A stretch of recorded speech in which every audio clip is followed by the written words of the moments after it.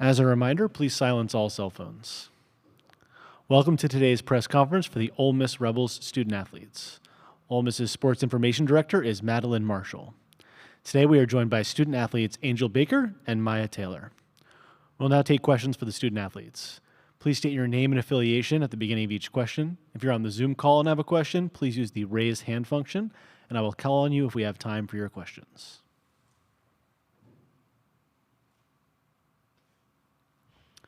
All right, I'll start up here. When you're playing at your best, what's the style we can expect from your team?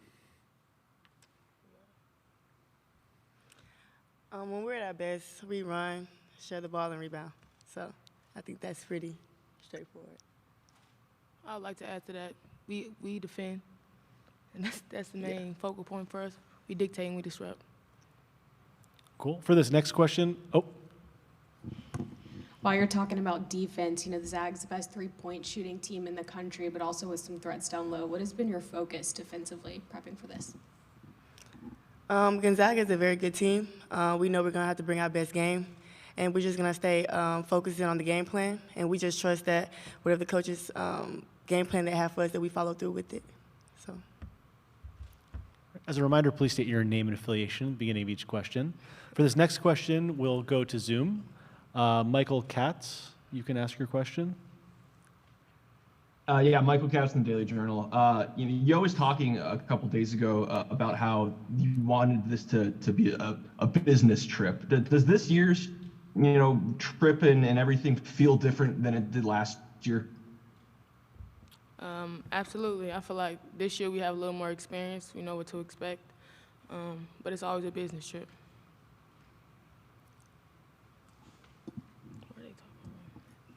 Hi, ladies. Janie McCauley from Associated Press. Nice to see you. What are sort of your first impressions of the venue and just Stanford? I don't know if either of you been on this campus before, and maybe any preliminary thoughts on Gonzaga and the kind of the power program they've been on the West Coast in their conference. We haven't really had time to see the campus, but thoughts on Gonzaga is, like Myah said, they're a pretty good team, but we just focus on Ole Miss and Ole Miss basketball. Just going off of what she's saying, they're a really established program. And like I said, we know we're going to have to bring our best game. But as long as we focus on the Ole Miss way, we defend, we share the ball, run, things like that, I just think that we put ourselves in a great position. And Myah, Angel just spoke about experience. What maybe is the biggest growth for this group since March a year ago? I would probably say leadership from everyone throughout the team. We all have our roles, and we all know what they are. But I think everyone on this team, including the staff, brings some type of leadership, some type of experience. So I think that's been really big for us.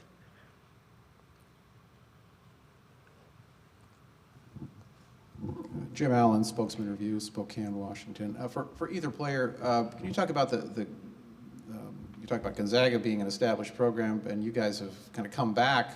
What's been that journey like as far as 2 years ago you didn't win a conference game, I believe, and now you guys are back-to-back NCAA teams. What's been the ingredient for that growth? I feel like our leader, Coach Yo, but also just everybody buying into their role, knowing what the coaches ask for us and just not taking it for granted or belittling it, whatever it is, from 1 through 15. Everybody's role is important, so just buying into that. And for me, being a transfer, I've always watched Coach Yo and Ole Miss from afar. I'm from Mississippi, so I've always been very familiar with the program at Ole Miss, and the things that Coach Yo have been able to do within the 5 years that she's been here has just been phenomenal. And that just goes to show the hard work that she puts in, her staff puts in, and the team as well. So I'm just very thankful to be a part of that this year.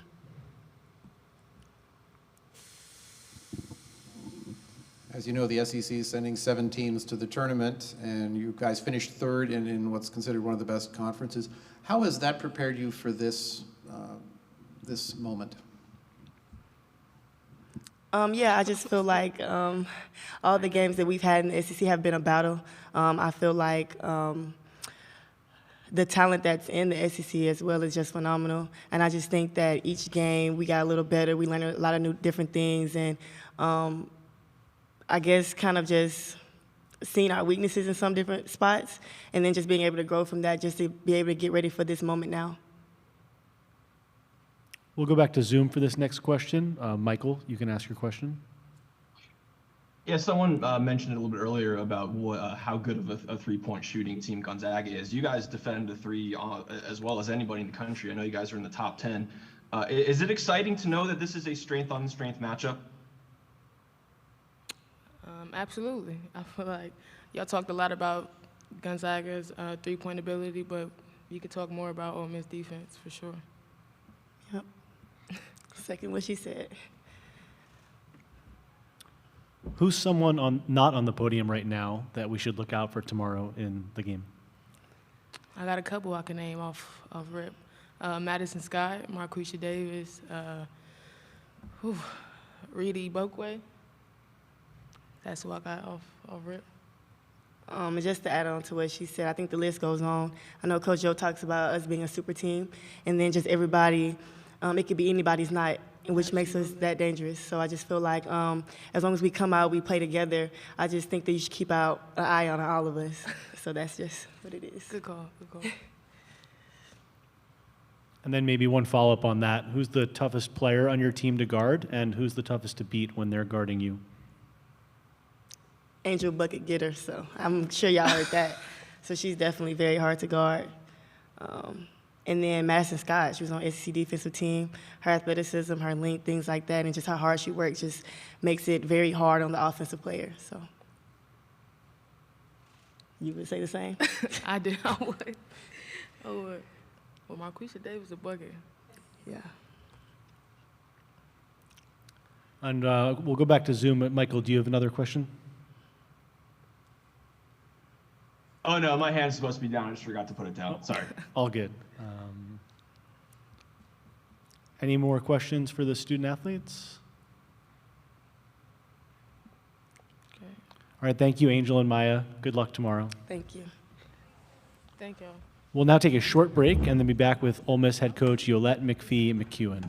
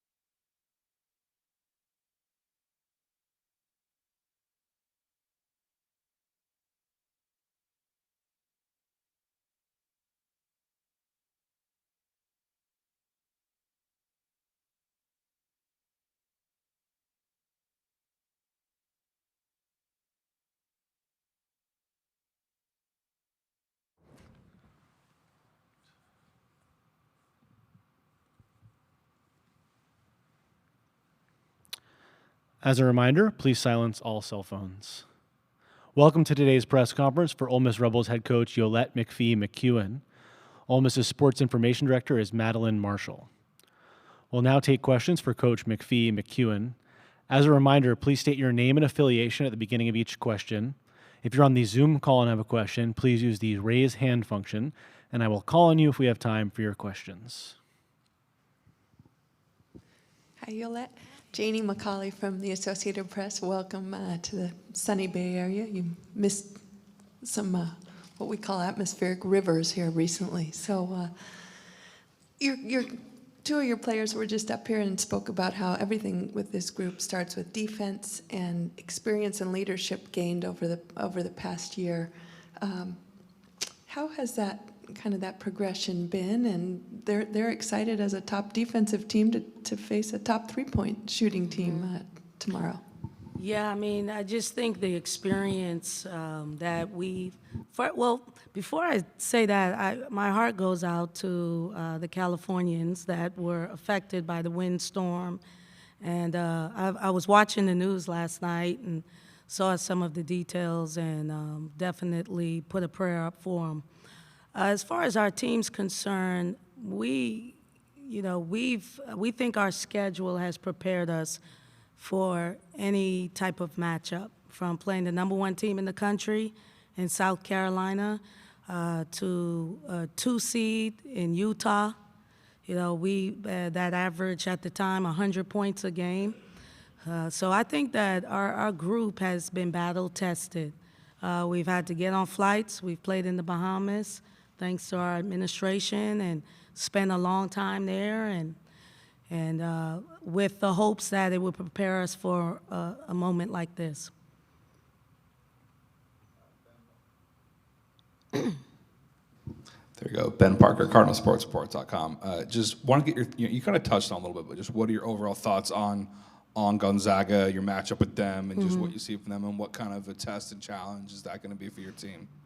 I think Gonzaga is just an historic program.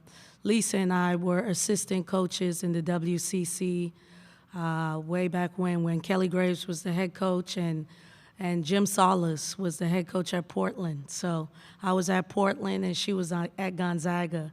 And so as soon as the matchup got announced, I shot her a text and I said, just super proud of you and what you all have done. So I think that first and foremost, there's an incredible amount of respect that we have for Gonzaga and what they've accomplished.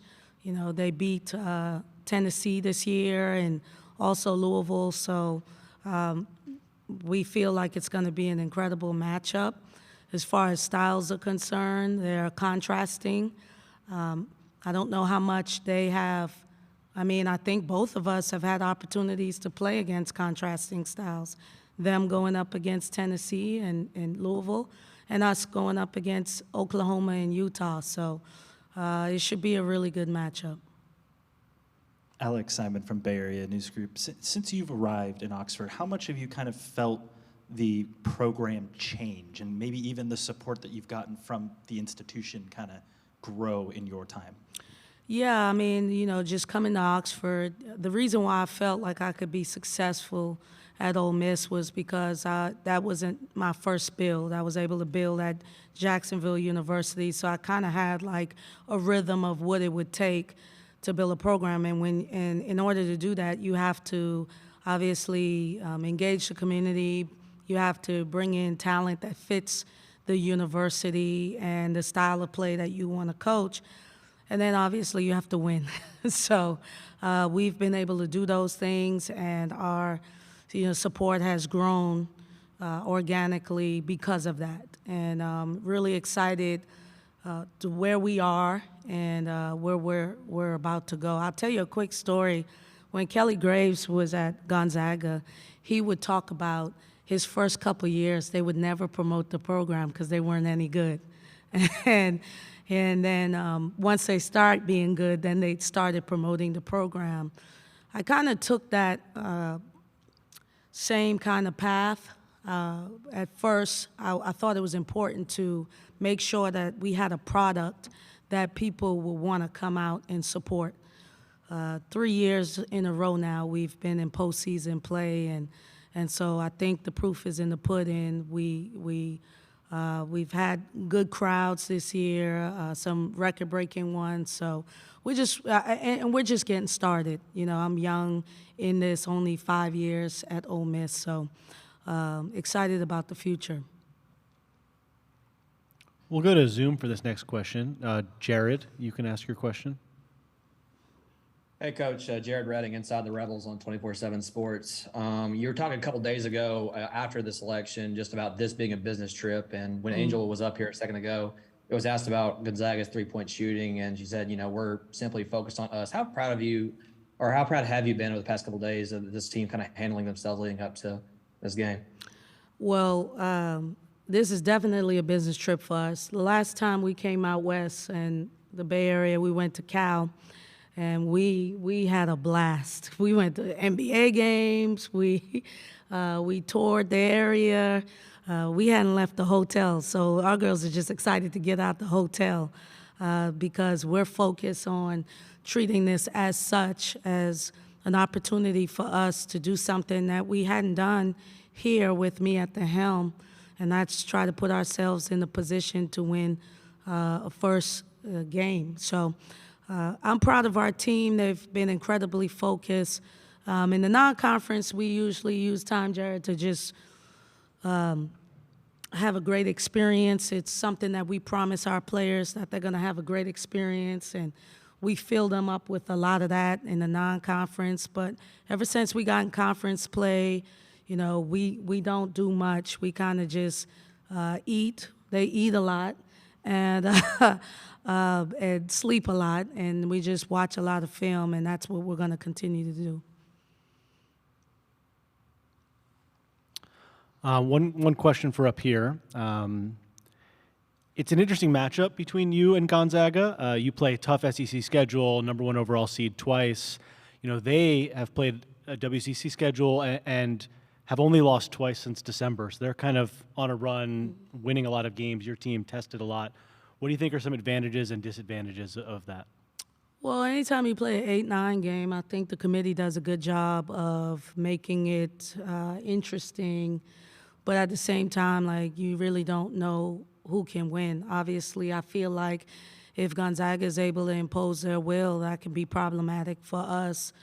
Conversely, I think if we impose our will, that can be problematic for Gonzaga. So I expect both of us to come out and compete and try to win this game. I think it'll come down to whoever executes their game plan the best. Them being an offensive team. We've played high-powered offensive team, like I said, the Utahs, the Oklahomas. When we played those girls, they were averaging 195 points a game, and we held them in the 60s. So our team will be up for the challenge as far as Gonzaga is concerned. But winning makes you feel a certain way, you know, and they're going to have an incredible amount of confidence. And so will we. We were 11-5. It's not like we lost a lot. So, you know, really excited about the matchup. We'll go back to Zoom for this next one. David, you can ask your question. Hey, Coach. David Eckert, the Clarion Ledger. If you'll indulge kind of a big picture question. I know y'all recently got hooked up with like a team-wide NIL deal that sounds like it's a multi-year thing. How important is something like that when you're trying to build a program like you keep talking about? I think it's incredible, you know, the fact that our young ladies, from who are walk-on all the way to our star player has an NIL deal, multiple. I think it is where the game is going. And, you know, I have no problem with them buying my dinner now when we fellowship. So they don't even have my players don't even have a limit on Secret Santa anymore. So it's incredible to see them. I was broke in college. You know, we had a limit, but they don't. I think it's incredible. I think all players that play this game deserve an opportunity to be compensated fairly as long as it's legal. And I'm really glad that people got behind, businesses have gotten behind our players and supported them, for sure. Great article today, by the way. Yolett, you said when we fellowship. Tell me, I mean, I have an idea of what that might mean, but maybe you could share what that means, and maybe there are some activities your group does away from the basketball court that have been special or meaningful or brought the group together. Well, something that we do that is unique, I think, is we do a community service project every month. So, you know, I know a lot of teams start the year off by doing it, but it's something, it is core for our program. So we like to give, and give back and engage in our community. So there hasn't been a month since our players stepped on campus that we had not done some type of community service project and been in the community. Another thing we do, I mean, our players love to spend time with each other. I was out recruiting in July, and I got a call. They were all in my pool. So we spend a lot of time with each other, whether I'm there or not. And we really consider ourselves to be a family. It is our culture at Ole Miss, and it's something that I take pride on. And you know, you all ask our players, like, what's been the difference? And our team's just rooted in love. Like, our players really love each other. And I've been coaching 18 years, 10 as a head coach, and I've never had been a part of a team that has loved each other the way this group does. And it's really refreshing to see. Just to follow up, so we're in March, so I'm guessing you've done either 5 or 6, if you gathered in September, October, community service activities. Could you take us through each one, please, really quickly? I can try to remember all. I mean, we just recently did More Than a Meal, which is a community service project where there are people that are looking for a meal, and it's a great program that they have in Oxford. And so what you do is you pay for the meal. So we paid for the meal, and our players served the meal and spent time with all of the people that came in, and from young kids to, we met an 80-year-old young lady. So that was pretty cool. We just did that. We've also, I don't know if you all remember, we had a water crisis in Jackson, Mississippi. Well, our players went into their own pockets, and we sent a truckload of cases of water to Jackson State women's basketball program. We didn't even put it out there. It was just something that our team wanted to do. So we do the things in the community that we don't always even have a camera with. In December, we adopted a family and provided clothes and toys and for a family. We did it in Thanksgiving. You know, we start in the summer. Reading projects. I mean, we're all over the place. Our community, we're the women's basketball team for the Oxford community, and we take pride in that, and they have put their arms around us as a program. Ben Parker, CardinalSports.com. Just talk about, obviously, if you guys were to beat Gonzaga, you'd be presumably facing a number one ranked Stanford team.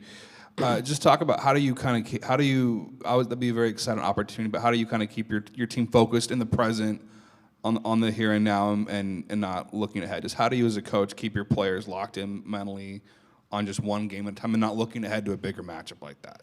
I just think our schedule has prepared us for that. You know, early in the year, we went on a 5-game winning streak, and our heads got a little bit big, and we had a game at home against a team that had some injuries, and I think human nature set in, and we thought that we would just win, and we lost.